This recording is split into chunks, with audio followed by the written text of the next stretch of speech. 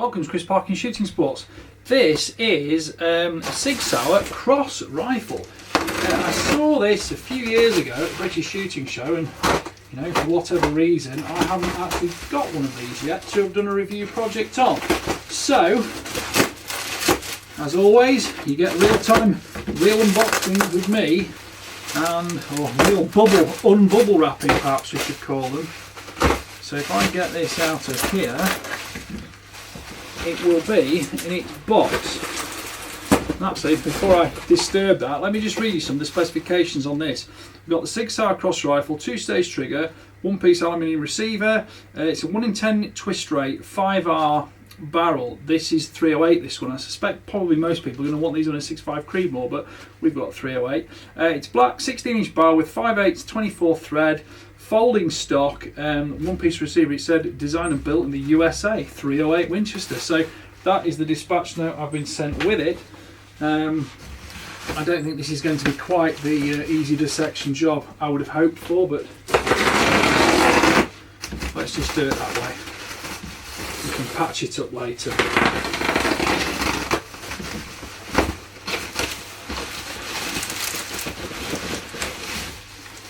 And there's just not really, I mean, it's nice that things are beautifully wrapped and it's great when you rip them apart, but I need to actually save some of the packaging and reuse it. Oh, it's coming, it's coming.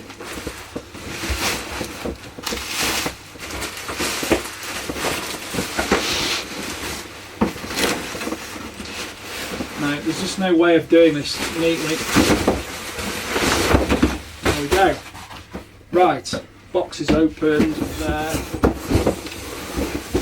So here we go. This is the SigSauer Cross. Just trying to bend that box down. The realities of these things are great fun, aren't they? So we've got polystyrene there. Let's just pop those out. Let's take the bolt out, which we've got there. We'll look at all that in a minute. In the box we have a very well buried manual, which is going to be tricky to get out without ripping it. That's out now. We've got some SigSauer stickers, we've got some SigSauer ammunition information, we've got a trigger lock with it there.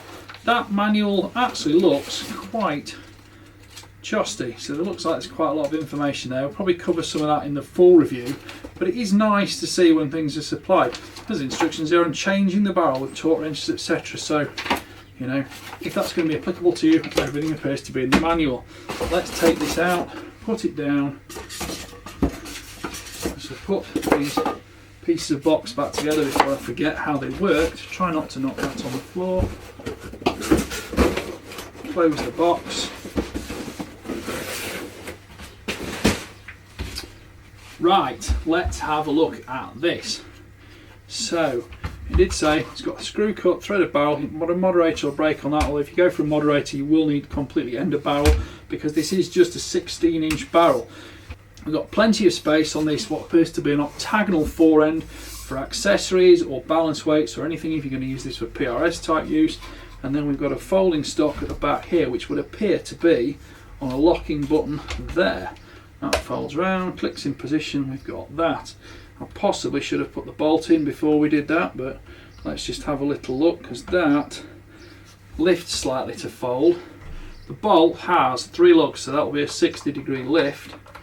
It slots in back here. It's quite interesting to see. There's a lot of differences about this gun, which I probably saw when I looked at it several years ago, but I'm just noticing again now. So the bolt handle's got quite an interesting shape. It's quite sort of upturned. Sticks right out from the gun, so you can just literally flick it with your fingers like that. That is actually very fast. The transit of the bolt seems smooth as well. Bolt release catch looks like that on the back of the receiver there, so that's going to take that out. We've got Picatinny rail attached. Inclination, it looks like it might be slightly inclined, but we'll have to look at the instructions for actual reason and the actual dimension of that one. It is proper Picatinny rail. It's got multiple torque screws fastening that down to the action. I quite like the fact it looks quite a homogeneous build because there's not really a distinct gap in shape terms between the action and the forend itself. It moulds well, and you've got that sort of octagonal approach which tapers down there. I quite like that. That shows You know, it's not just a set of parts bin components, it's designed front to back, start to finish. Other aspects on it, the magazine release would appear to be this one. And this is a quite unusual rifle for me because I've never handled one. I think I saw one at a show several years ago, and I see hundreds and hundreds of guns every year, so some of them I remember more than others, others not at all. Orange following that magazine, that's a P-Mag, so that's a 5-round 7.62 mag. It's 308 this one, but that will be that. You can see that orange follower through there quite easily actually, which is a good safety feature. It also means it's easier to see if you've actually run out of ammunition yourself. That bolt is immediately very smooth and I do like it. But let's have a look at the trigger. There's a 2-position safety here, so that's up for safe. Oh no, that's up for fire. Apparently. Up for fire. And down gives it safe. So if I go back to fire, it did say it was a 2-stage trigger. So squeeze that. That's reasonably crisp. That looks actually like a folded blade, that, rather than a completely machined blade. Not that it particularly matters. There's no serrations or anything on the front of it. It's a very straight sort of look to that blade. There's a teeny bit of creep as well as the second 2-stage operation on it, but that is that. Now let's look at the adjustment on this. So just to open that, the mechanism here looks like it's got like a 2-position element to it. I did actually open this before, but how did I just do that then? You've got to push that button down there, and then you've got to lift. Yeah, so there's a 2-position on this. So you push the button down, you've actually got to just slightly lift that back end, and it just clicks in place there to stay closed, obviously. When it actually closes, because the bolt handle is kinked through at that angle, it fits through really well. So not only does the stock lock folded, which makes it for a very short compact rifle, it can't fall open, and the bolt goes straight through it, so you've got no problem of opening the bolt accidentally. We'll just pop that back there. I will say they do look like quite a lot of impinging parts there, which could quite easily trap your skin, but you know, we shall just be careful of that. AR-15 grip. It's not an AR-15 back end because it's actually SigSauer's own unit, and it does have this locking mechanism on the hinge. Is there much rattle on it? There's a teeny bit of movement at the hinge, a little bit more movement at the back in here, but these are possibly not tightened in position yet. No, those are tightened in position now. So generally you've got the tiniest little bit of movement just in the hinge joint itself, but I don't think that's going to be problematic. And in terms of adjustment, it's all very interesting this because it's very different. So recoil card, length of pull comes in and out there. That looks like it's a steel component fitting there, and you can lock that down tight so that it's got absolute solidity. Thus, and it clicks in place. And then what's this on the side? Is that a vertical movement? Yeah, there's a vertical adjuster there, so we can pop the recoil pad up and down vertically. Now I'm just getting used to this, and that needs to be tightened in position. That's better so it doesn't move, and that's obviously finger adjustable there without tools.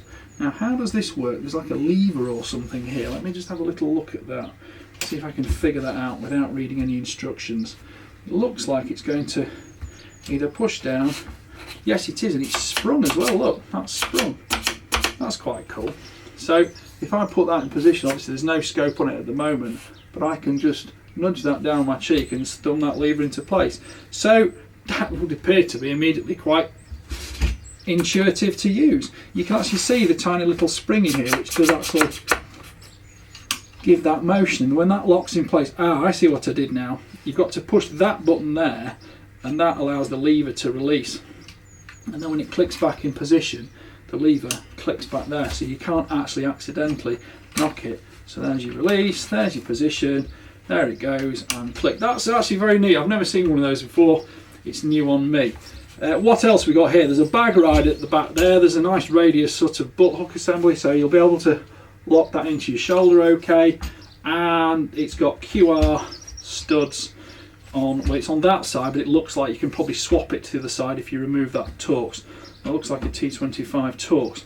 So I think initially that's what we can think about it. P-mags work well, the bolt certainly seems to cycle well. The trigger seems operable, the stock's fairly easy to adjust. So I shall put a bipod on this, I'll put a scope on it, and Highland Outdoors have actually sent me a huge box of accessories to go with this as well, so I might open that now actually on camera while we're running.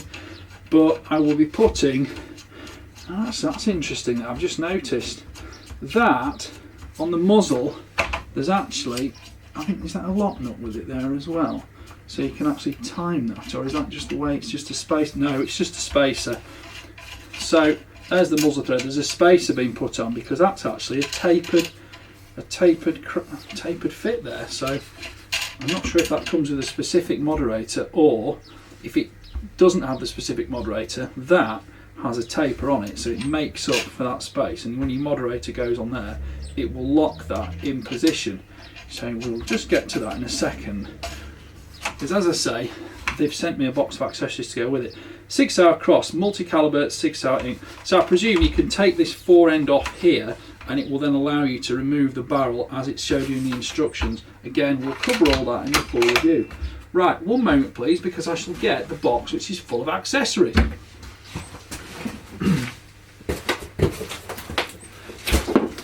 Highland Outdoors are very good at sending me a full repertoire of parts to make up a rifle build. So I'm not sure if they've sent me a scope, but they have sent me, it said on the packing note, a moderator for it, and they've also sent me some tier 1 scope rings. No, they have sent me a scope as well. Right, that looks like a moderator, that looks like scope rings, that looks like a scope. Let's just pop that out of the way. So, scope is this. Oh, this is a SigSauer scope. Oh, good. I quite like SigSauer scopes, used them in the past. Which model's this? This will be a Tango. It's a Tango 4, 6-24 by 50. That comes with a sunshade as well. Is this first or second focal plane? It is first focal plane. Centimetre clicks, that's going to make me very happy. It's got illumination, it's got all sorts of functionality. 50mm front end that. Right, we'll put that on a little bit later. Make sure I don't knock that off the end of the bench. Tier 1 scope rings, you'll have heard me talk about these many times before, made locally to me in West Yorkshire. That's 30mm tube. Those will go on the Picatinny rail, no problem. And then this is the RCC moderator. That looks like some extra sort of baffle, it's woven stainless steel cable, that, so no, that goes in as well if you want. I'm sure there'll be all sorts of instructions in the manual about that, and that goes on as we suggested, or as I suggested, in the fact that this, although it's got a taper to the end of the barrel, that spacer there makes up for that taper, and this will go, will it? I'm figuring all these things out. Have they sent me a different moderator or a different thread? We'll have to look at this, because that isn't the moderator for this barrel, it would appear. So we'll sort that out. If not, I'll shoot it without a moderator. There could be a spacer or something in the box which I've not seen yet. But there we go, these are the joys of my job. Right, thank you for watching. Please like, subscribe, comment. Don't forget to click the notification bell, keep track of my regular uploads. And please go all the way to the end of the video, because there is a link on screen. Click on that link if you want tickets to the British Shooting Show 2023, which is in Birmingham at the NEC in February. If you go to the show this year, it's open 3 days. If you get your tickets also include parking for whichever days you're there. And I may well be at the show, so you know, let's hope we bump into each other and we'll have a little chat. And it'll be good to see you there, because I think the British Shooting Show is well worth supporting. It's well worth going to. I love going every year. I think I actually ended up starting doing this job because of a chance encounter at the British Shooting Show. So I'm quite fond of the British Shooting Show. Right, thank you for watching. Bye for now.